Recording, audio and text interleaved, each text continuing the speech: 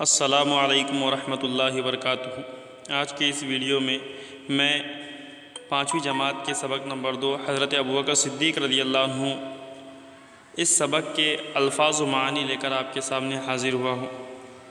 پیش خدمت ہے الفاظ و معانی۔ پہلا لفظ ہے خلیفہ، جس کے معنی ہوتے ہیں نائب، اللہ کے قانون کے مطابق حکومت کرنے والا۔ نمبر 2 ہے شرک، شرک یعنی اللہ کی ذات اور صفات میں کسی دوسرے کو شریک کرنا۔ نمبر 3 ہے دین، یہاں پر دین سے مراد اسلام ہے۔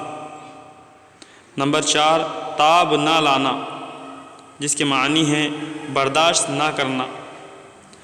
نمبر 5 ہے ہجرت، ہجرت یعنی وطن کو چھوڑ کر دوسری جگہ چلے جانا۔ عام طور پر حضرت محمد صلی اللہ علیہ وسلم کے مکہ سے مدینہ تشریف لے جانے کو ہجرت کہا جاتا ہے۔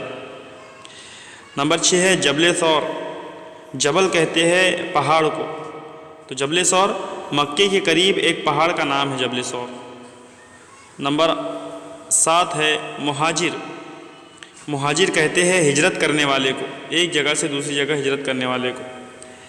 سرور عالم سے مراد حضرت محمد صلی اللہ علیہ وسلم کی ذات۔ اخیر، اخیر کے معنی آخری۔ وصال، وصال ہونا یعنی انتقال کر جانا۔ اثر انگیز، اثر انگیز مطلب اثر ڈالنے والا۔ مسکین، مسکین کہتے ہیں غریب کو۔